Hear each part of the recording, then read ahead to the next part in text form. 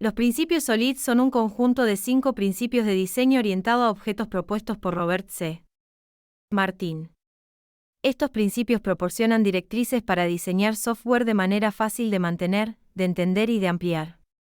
Los principios SOLID son Single Responsibility Principle, SRP, Open Closet Principle, OCP, List of Substitution Principle, LSP, Interface Segregation Principle, ISP, y Dependency Inversion Principle, DIP.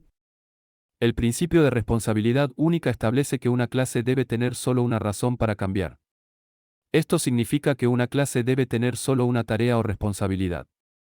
Por ejemplo, en una aplicación de gestión de empleados, podríamos tener una clase, empleado, que tenga métodos para calcular el salario, guardar los detalles del empleado en la base de datos y generar un informe de empleado. Según SRP, estas responsabilidades deben dividirse en clases separadas. El principio abierto/diagonal cerrado establece que las entidades de software, clases, módulos, funciones, etc., deben estar abiertas para la extensión, pero cerradas para la modificación. Esto significa que debemos poder agregar nuevas funcionalidades o cambiar el comportamiento de una entidad sin modificar su código fuente. Por ejemplo, si tenemos una clase, calculadora, que realiza operaciones aritméticas básicas, y queremos agregar una nueva operación, deberíamos poder hacerlo sin modificar la clase, calculadora. El principio de sustitución de LISCAF establece que las subclases deben ser sustituibles por sus clases base. Esto significa que los objetos de una superclase deben poder ser reemplazados con objetos de una subclase sin afectar la corrección del programa. Por ejemplo, si tenemos una clase, pájaro, con un método, volar, y una subclase, pingüino, según el ESP, deberíamos poder reemplazar un objeto, pájaro, con un objeto, pingüino, sin que el programa falle. Sin embargo, como los pingüinos no pueden volar, este diseño violaría el ESP. El principio de segregación de interfaces establece que los clientes no deben ser forzados a depender de interfaces que no utilizan. Esto significa que es mejor tener muchas interfaces específicas en lugar de una interfaz general. Por ejemplo, si tenemos una interfaz, impresora, con métodos para imprimir, escanear y faxear, y una clase, impresora simple, que implementa esta interfaz pero solo puede imprimir, estaríamos violando ISP.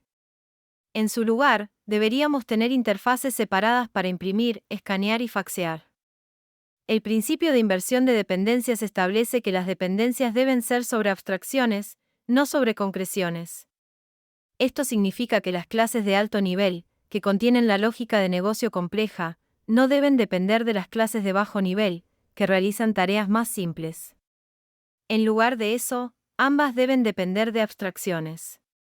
Por ejemplo, si tenemos una clase, aplicación, que utiliza una clase, base de datos MySQL, para almacenar datos, estaríamos violando DIP.